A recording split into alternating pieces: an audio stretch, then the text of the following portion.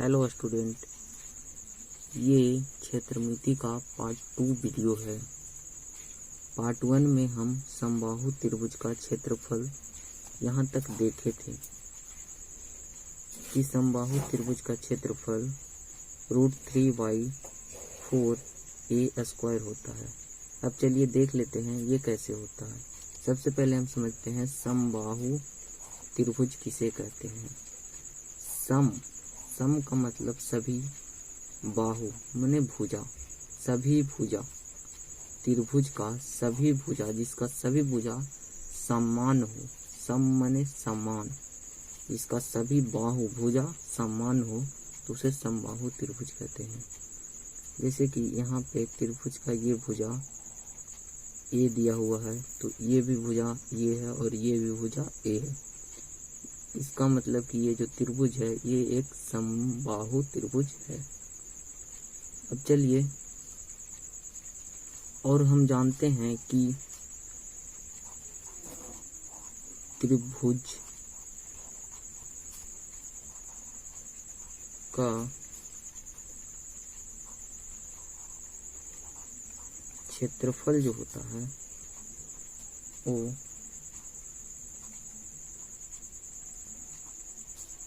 1/2 आधार गुने ऊंचाई होता है। इसके बारे में हम पार्ट 1 में चर्चा किए हैं कि त्रिभुज का क्षेत्रफल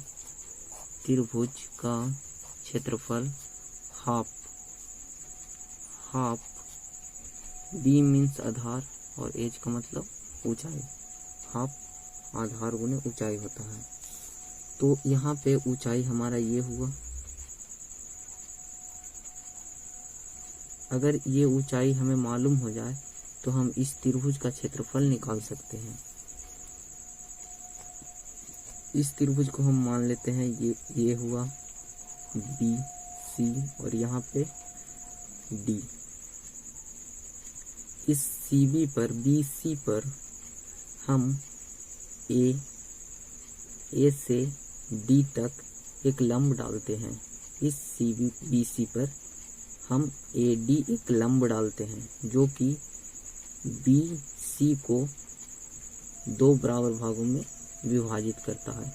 यानी ये पूरा यहाँ से यहाँ A दिया हुआ है तो इसको जब 2 बराबर भाग में विभाजित किया तो यहाँ से मान लेते हैं विभाजित किया तो इधर का जो हिस्सा इतना दूर बचा ये y2 बचा और इधर का भी इतना हिस्सा y2 बचा।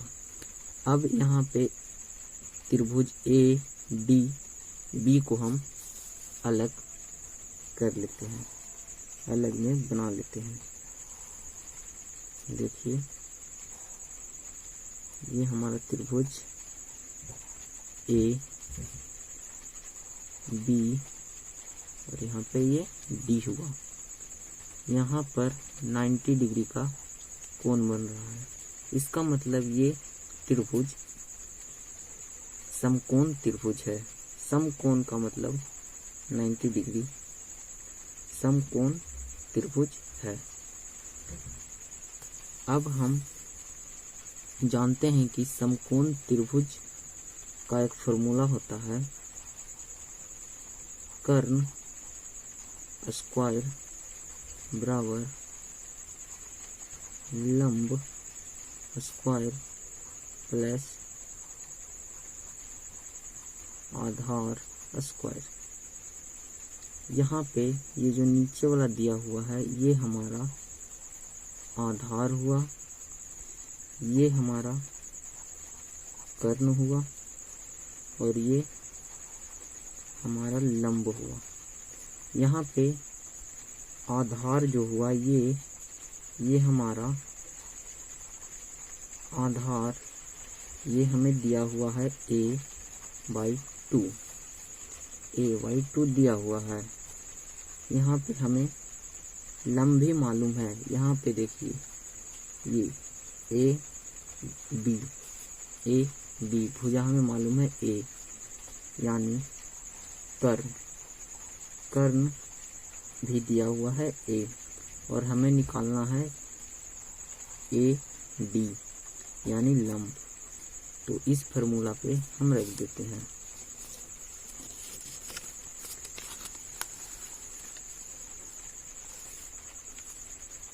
कर्ण हमारा ए दिया हुआ है तो ए स्क्वायर हो जाएगा। लंब हमारा नहीं दिया हुआ है तो लंब को ऐसे ही लिख देते हैं, ये हमें निकालना है। आधार हमारा a/2 दिया हुआ है तो इसका स्क्वायर करेंगे। लंब को हम इसी साइड रहने देते हैं और इसे हम बराबर के इस ओर लेके आ जाते हैं। ये इस साइड प्लस में है, जब ये इस साइड में आएगा तो माइनस में हो जाएगा। ये लंब को हम पहले लिख देते हैं लंब स्क्वायर, ये इस साइड ए स्क्वायर माइनस ए, इस तरह से हो जाएगा। उसके बाद ये लंब स्क्वायर बराबर ए स्क्वायर माइनस ये स्क्वायर दोनों के ऊपर जाएगा, एक स्क्वायर 2 का स्क्वायर। एक फार्मूला होता है कि यदि m/n रहे और इसका पावर x रहे तो ये पावर m पर भी x पावर होगा और n पर भी x पावर होगा। मुझे आशा है कि आपको ये पता होगा। तो चलिए यहाँ पे देखते हैं। फिर लंब स्क्वायर बराबर होगा ए स्क्वायर माइनस ए स्क्वायर, ये 2 का स्क्वायर 4 हो जाएगा। अब आगे देखते हैं। लंब स्क्वायर बराबर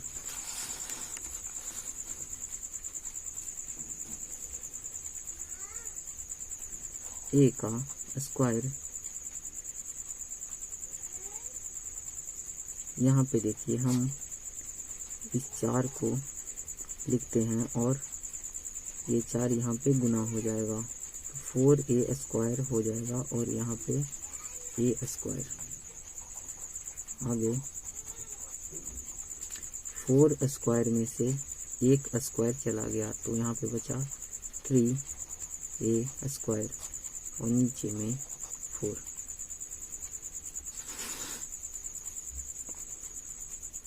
अब यहाँ पे हम लंब के ऊपर जो स्क्वायर था उसे उस साइड भेज दिए, यानी कि रूट में। तो यहाँ पे ऐसे हो गया।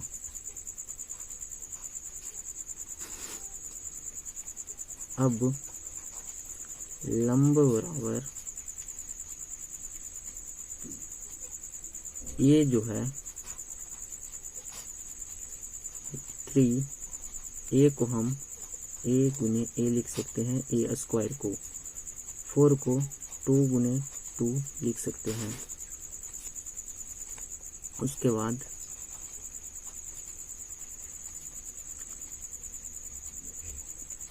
इसमें से यहाँ पे 2a है तो 1a बाहर निकल जाएगा और यहाँ पे 2 है तो 1 2 बाहर निकल जाएगा। ये हो गया 2, ऊपर में बचा √3/2 इंटू a। ये हमारा लंब आ गया। लंब यानी कि हमारा ऊंचाई आ गया।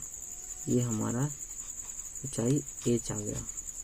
अब इसी मान को हम वहाँ पे ऊपर में रखेंगे तो आ जाएगा हमारा आंसर। चलिए देखते हैं। यहाँ पे हमारा ये जो ऊंचाई है इसका मान आया है √3/2 इंटू a। चलिए अब हम इस फॉर्मूले पे रख कर देखते हैं।